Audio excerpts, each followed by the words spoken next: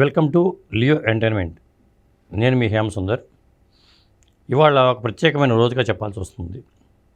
ఎందుకంటే నటి కృష్ణవేణి గారు, కృష్ణవేణి అనగానే మనకి కృష్ణవేణి సినిమా గుర్తు వస్తుంది. కానీ ఎన్టీ రామారావు గారికి, మహానటుడు ఎన్టీఆర్ గారికి తొలి అవకాశం ఇచ్చిన నటీమణి, నిర్మాత కృష్ణవేణి గారి గురించి చాలా కొద్దిమందికి మాత్రమే తెలుసు. ఆ కృష్ణవేణి గారికి ఇవాళ 101వ పుట్టినరోజు. ఆమె ఇంకా మన ముందు ఉండనే ఉన్నారు. అంటే ఈ సందర్భంగా నేను చెప్పేది ఏంటంటే, ఆవిడ నిర్మించిన మన దేశం సినిమా ద్వారానే ఎన్టీ రామారావు గారు నటుడిగా తెర మీద కనిపించారు, మెరుగులు మెరిపించారు, ఉన్న కొద్ది సన్నివేశాలైనా కానీ. అయితే ఇదే సినిమా సంబంధించిన 75 ఏళ్ల ఉత్సవాన్ని మనం విజయవాడలో మన డిసెంబర్ 14వ తారీఖు జరుపుకున్నాము. మరి ఎన్టీఆర్ నటనకు కూడా ఈ సినిమాకి 75 ఏళ్ళు అయిందంటే ఎన్టీఆర్ నటనకు కూడా 75 ఏళ్ళు అయినట్టే, సినిమా నటనకి ప్రధానంగా.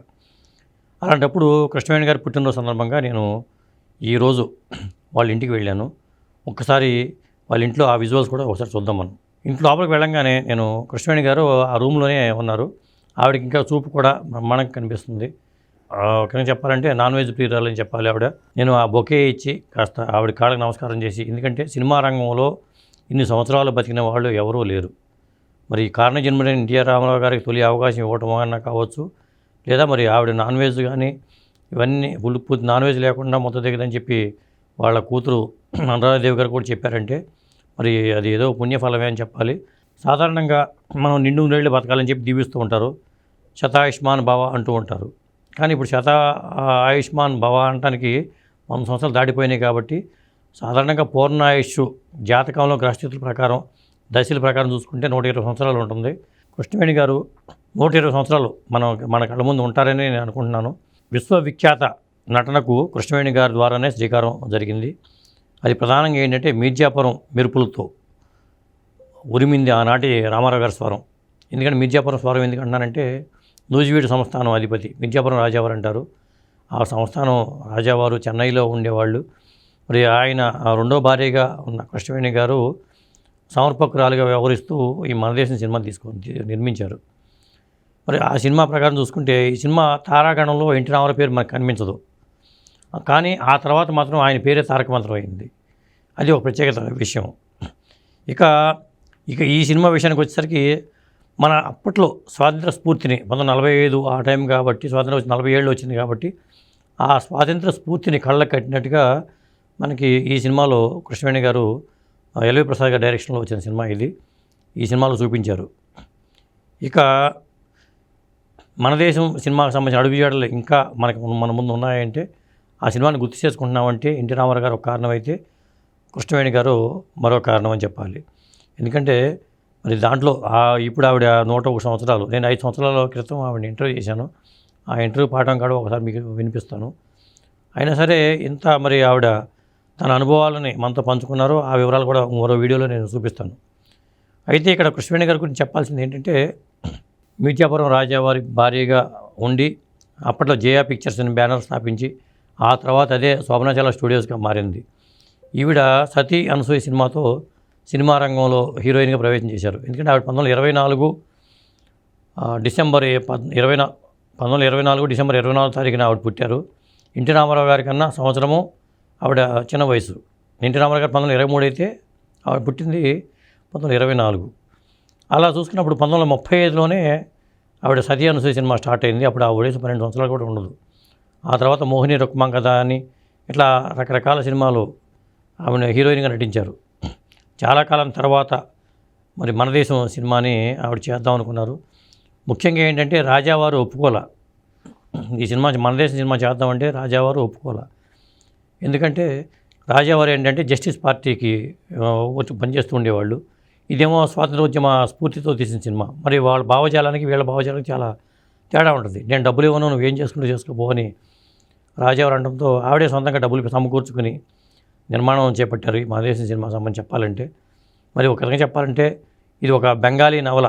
ఆ నవల పేరు ఏంటంటే విప్రదాస్ అనే నవల ఆధారంగా ఈ సినిమాని తీసామని చెప్పి నాతో అప్పట్లో కృష్ణవేణి గారు చెప్పారు. ఎందుకు చెప్పాల్సి వస్తుందంటే, కృష్ణవేణి గారు అప్పట్లో నవలలు ఎక్కువ చదివేవాళ్ళు. దేవదాస్ సినిమాను కూడా ఆవిడే తీద్దాం ఉన్నారు కానీ వేరే వాళ్ళు తీసేశారు. బెంగాలీ నవలలు అంటే, శరత్ నవలలు అంటే ఆవిడ చాలా ఇష్టం. శరత్ నవలలు చాలా వరకు దేవదాస్ శరత్ నవలే.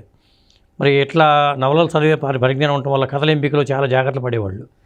అయితే మన దేశ సినిమాలో ఏంటంటే హీరోల పరంగా చూసుకుంటే నాగయ్య గారు మంచి అప్పుడు సూపర్ స్టార్ అని చెప్పాల్సి వస్తుంది. అలాగే నాగయ్య గారితో పాటు నారాయణ గారు కూడా ఇంకొక నటుడు, ఒక విధంగా మల్టీ స్టారర్ సినిమాగా చెప్పాల్సి వస్తుంది. ఎన్టీ రామారావు గారు ఒక కానిస్టేబుల్ పాత్ర దీంట్లో. అయితే ఇక్కడ కానిస్టేబుల్ పాత్ర అయినా కానీ మెరుపులు మెరిపించిన సన్నివేశాలు ఆ సినిమాలో ఉంటాయి. ఎందుకంటే లాఠీ పట్టుకుని ఆ జనాన్ని కంట్రోల్ చేయడానికి లాఠీ నిజంగానే కొట్టేశారట. అందులో డైలాగ్ ఇంతవాడిని అయ్యానంటూ డైలాగ్ కూడా మనం చెప్తూ ఉంటారు. అంటే ఫ్యూచర్లో అలాగే ఇంతవాడు కాస్త అంతవాడుగా ఆయన ఎదిగారంటే మరి ఈ సినిమానే కారణం చెప్పాలి. మరి ఈ సినిమాలో ఈ ఎల్వి ప్రసాద్ గారు పట్టుకొచ్చారట ఒక రోజు ఆఫీస్కి వెళ్ళంగానే. ఈ వ్యక్తిని మనకి ఒక కానిస్టేబుల్ పాత్రకి తీసుకుందాం అనుకుంటున్నానని చెప్పి ఎల్వి ప్రసాద్ గారు అంటే ఓకే అన్నారట ఈవిడ. రెమ్యునరేషన్ పరంగా అడ్వాన్స్గా 250 రూపాయలు ఇచ్చారట. మరి అది ఎన్టీ రామారావు గారు ఆవిడ నుంచి అందుకున్న తొలి పారితోషికంగా చెప్పాలంటే 250 రూపాయలుగా మనం అనుకోవాల్సి వస్తుంది. ఆ తర్వాత ఇచ్చే ఉంటారు, వేరే అమౌంట్ ఇచ్చి ఉంటారు. కానీ మొత్తానికి రెమ్యునరేషన్ పరంగా చూసుకుంటే 250 రూపాయలు చేతిలో పెట్టానని చెప్పి కృష్ణవేణి గారు స్వయంగా నాతో చెప్పారు. ఇక కృష్ణవేణి గారి ఇంట్లో విజువల్స్ పరంగా ఒకసారి ఆ విజువల్స్లో కూడా వెళ్దాం మనం.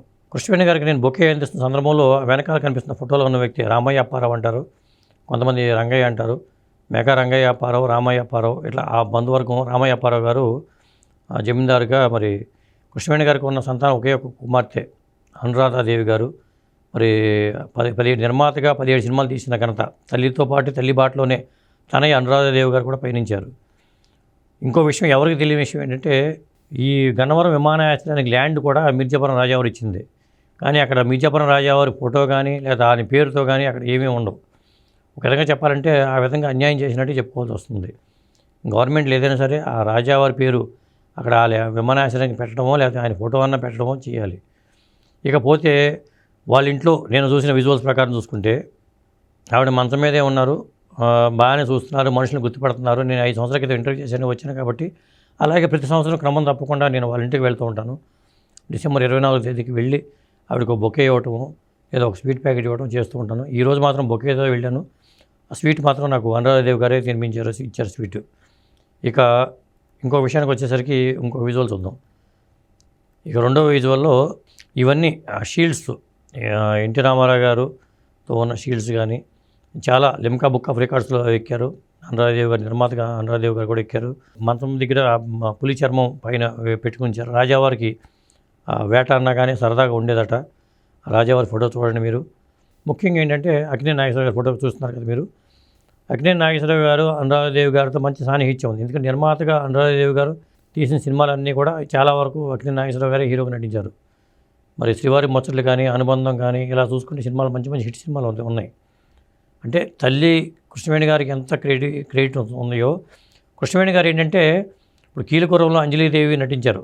వీళ్ళు మొదటి సినిమా చెప్పాలంటే కీలుగుర్రం. కానీ అంజలీదేవికి పాటలు పాడిన వ్యక్తి మాత్రం గాయనిగా కూడా కృష్ణవేణి గారే. కృష్ణవేణి గారు తన పాత్రకి తానే మాటలు చెప్పుకోవడం కాకుండా గాయనిగా పాటలు కూడా తానే పాడుకునేవాళ్ళు. ఇప్పుడు భానుమతి రామకృష్ణ గారు ఎలాగో కృష్ణవేణి గారు కూడా అలాగే పాటలు పాడుకునేవాళ్ళు. మరి కృష్ణవేణి గారు వెంకయ్యనాయుడు గారి చేతుల మీదుగా, రమణాచారి గారు వెంకయ్యనాయుడు గారి చేతుల మీదుగా షీల్డ్ అందుకుంటున్న ఫోటోలు ఇవి. అలాగే ఆ ఫ్యామిలీ ఫోటోలు. ఇప్పుడు ఏంటంటే వాళ్ళ ఫ్యామిలీలో తరాలు మారిపోయారు. ఎందుకంటే కృష్ణవేణి గారు సంతానం కుమార్తె అయిన అనురాధాదేవి గారి సంతానం, మళ్ళీ వాళ్ళ సంతానం. ఆ వివరాలు కూడా మీకు ఒక వీడియోలో కూడా నేను తీసుకొచ్చే ప్రయత్నం చేస్తాను. అప్పట్లో మరి కృష్ణవేణి గారి ఫ్యామిలీలో ఉన్న ఫొటోస్ ఇవన్నీ చీకటిగా ఉండటం, లైటింగ్ సరిగ్గా లేదు, అందువల్ల అలా తీయాల్సి వచ్చింది. మరి కృష్ణవేణి గారు ఇప్పుడు 101 సంవత్సరాల వయసులో ఇలా ఉన్నా కానీ అప్పట్లో చాలా యాక్టివ్గాను చాలా అందంగా ఉంటారు. మన దేశంలో మీరు యూట్యూబ్లో మన దేశం అని కొడితే సినిమా వస్తుంది. అందులో కృష్ణవేణి గారు ఎంత గ్లామర్గా ఉంటారో మీరు చూడొచ్చు. ఇవన్నీ అన్ని ఎన్టీఆర్ గారి సంబంధించిన షీల్డ్స్. ఎక్కువ ఎన్టీ రామారావు గారికి తొలి అవకాశం ఇచ్చిన నటిగానే కృష్ణవేణి గారిని మనం గుర్తుపెట్టుకోవాల్సి వస్తుంది. ఎందుకంటే ఇక్కడ చూడండి, రాజుల రాజరికం కాబట్టి చెక్కపురుషుడు అనే మొన్న ఈ మధ్యన ఈ కార్యక్రమంలో కూడా కృష్ణవేణి గారు పాల్గొన్నారు. మొన్న విజయవాడలో జరిగిన వజ్రోత్సవం, మన దేశం వజ్రోత్సవంలో కూడా కృష్ణవేణి గారు, అనురాధాదేవి గారు వాళ్ళు పార్టిసిపేట్ చేశారు. అలాగే ప్రభ గారు, మరి జయప్రద గారు, జయసుధ గారు, మరి వెంకయ్యనాయుడు గారు, మాజీ ఉపరాష్ట్రపతి వెంకయ్యనాయుడు గారు, వీళ్ళంతా ఆ కార్యక్రమానికి వచ్చారు. ఇక్కడ ఒక విజువల్స్లో ఒక వ్యక్తి వచ్చి బొకే ఇస్తున్నారు. ఆయన ఎవరో కాదు, డక్కన కానికల్, ఒకప్పుడు డక్కన కానికల్ జర్నలిస్టు ఈయన సురేష్ కవిరాయిని. ఆయన కూడా వచ్చి ఈరోజు ఆవిడ బొకే ఇచ్చి అభినందించి శుభాకాంక్షలు చెప్పి వెళ్ళిపోయారు. విషయం ఏంటంటే మన దేశం సినిమా దగ్గర నుంచి నా దేశం వరకు కూడా ఎన్టీ రామారావు గారి జీవితం అనేది చాలా కీలకమైన దశల్లో జరిగి ఆయన విశ్వవిఖ్యాత నట సార్వభౌముడిగా పేరు తెస్తున్న విషయం తెలిసిందే. ఆ నా దేశం తర్వాత తెలుగుదేశం పార్టీ రావటము, ఆ తర్వాత ఆయన ముఖ్యమంత్రిగా, ఎందుకంటే ఆయన 1983 జనవరి 9న ముఖ్యమంత్రిగా ప్రమాణ స్వీకార బాధ్యతలు చేపట్టారు. మరి ఒక విత్తనం ఎంత వటవృక్షంగా మారుతుందనడానికి ఉదాహరణ మనం ఎన్టీ రామారావు గారి జీవితాన్ని చూడొచ్చు. మరి ఆయన ఈ సినిమాకి సంబంధించిన ఇప్పుడు సినిమాగా చరిత్రలో నిలిచిపోయే సినిమాగా మన దేశం సినిమా అవుతుంది. చరిత్రలో నిలిచిపోయే పార్టీగా తెలుగుదేశం పార్టీ ఉండిపోతుందని మనం చెప్పొచ్చు. అలాగే ఈ సినిమా కూడా స్వాతంత్ర ఉద్యమ స్ఫూర్తితో ఆ నేపథ్యంలో వచ్చిన మొట్టమొదటి సినిమాగా మనం ఈ సినిమా విశేషాలని చెప్పాల్సి వస్తుంది. ఇంకా చెప్పాలంటే ఘంటసాల వెంకటేశ్వరరావు గారిని సంగీత దర్శకుడిగా మొదటిసారి పరిచయం చేసిన ఘనత కూడా కృష్ణవేణి గారికే దక్కుతుంది. ఘంటసాల వెంకటేశ్వరరావు గారు గాయకుడిగా వేరే వాళ్ళు పరిచయం చేసినా సంగీత దర్శకుడిగా మాత్రం కృష్ణవేణి గారు ఎంపిక చేసి సినిమాకి సంగీత సారథ్యం వహించారు. అలా తర్వాత మరి ఇందులో కథనం విషయంలో కానీ, ఒగ్గు కథ, అలాగే మరి వీధి నాటకాలు కానీ, తోలు బొమ్మలాటలు కానీ, ఇలాంటి భజనలు కానీ, ఇలా జానపద గీతాలను కూడా వీటిలో వాడారు ఈ సినిమా విషయంలో. ఈ సినిమా సంబంధించిన విశేషాల్లో చెప్పుకోవచ్చు ఇవి మనం. తర్వాత మహాత్మా గాంధీ ఉన్నతాదర్శాలను స్వాతంత్రం తర్వాత దిగజార్చిన విలువలను కూడా చూపించారు. అంటే స్వాతంత్రం 47 వచ్చి 49 తర్వాత విలువలు ఎలా దిగజారినాయో కూడా, అంటే కొంత విప్లవ భావాలు మొదటి నుంచి ఉన్నాయనేది కృష్ణవేణి గారితో మనం చూడవచ్చు. అంటే ఒక సినిమాలో ఇవి చూపించారంటే వాడు పట్టుపట్టారు. రాజా గారు ఒప్పుకోకపోయినా కానీ పట్టుపట్టారు. అలాగే మరి నాగయ్య, నారాయణరావు గారు అన్నదమ్ములుగా నటించారు ఈ సినిమాలో. నాగయ్య గారు అప్పట్లోనే అత్యధిక పారితోషికం తీసుకునే నటుడిగా చెప్తూ ఉంటారు. ఎందుకంటే బీదల పాటల సినిమాకి ₹1,00,000 తీసుకున్నారని చెప్తూ ఉంటారు. మరి ఈ సినిమాకి ఈ కృష్ణవేణి గారు మరి ఎంత ఇచ్చారు ఏంటి అనేది చూసుకుంటే ఇక్కడ ఏమవుతుందంటేనండి, దాదాపు 90,000 వరకు. నేను ఇంటర్వ్యూ విశేషాలు మీకు చెప్తాను తర్వాత. ఈ సినిమాకి నాగయ్య గారికి ఎంత ఇచ్చింది, నారాయణరావు గారికి ఎంత ఇచ్చింది, అవి తర్వాత నేను ఒక ఇంటర్వ్యూ రూపంలో మీకు చెప్తాను కృష్ణవేణి గారిది, ఎందుకంటే లెంగ్తీ అవుతుంది కాబట్టి. కాకపోతే ఇక్కడ మనం ఒక విషయం గుర్తుంచుకోవాలి. ప్రతి మగవాడి విజయం వెనకాల ఒక మహిళ ఉంటుందంటారు. ఒక విధంగా చెప్పాలంటే మరి మిర్జాపురం రాజావారి విజయం వెనకాల కూడా కృష్ణవేణి గారు ఉండారని చెప్పాలి. ఎందుకంటే మరి ఆనాటి ఆవిడ వేసిన బీజమే. కాకపోతే మనకు బాధ కలిగిన విషయం ఏంటంటే, మనకు మనిషి బతుకున్నప్పుడు వాళ్ళ విలువ తెలియదు. చనిపోయిన తర్వాత సత్కారాలు లేకపోతే ఉత్సవాలు భారీగా నిర్వహిస్తూ ఉంటారు. కానీ కృష్ణవేణి గారు 101 సంవత్సరాలు ఉన్నా కానీ ఇండస్ట్రీ పెద్దలు ప్రతి సంవత్సరం వెళ్ళి ఆవిడకి అభినందించి బొకే ఇచ్చి అభినందించడం తప్పేమీ కాదు. మరి రెగ్యులర్గా ఇది జరగాలని నేను కోరుకుంటున్నాను.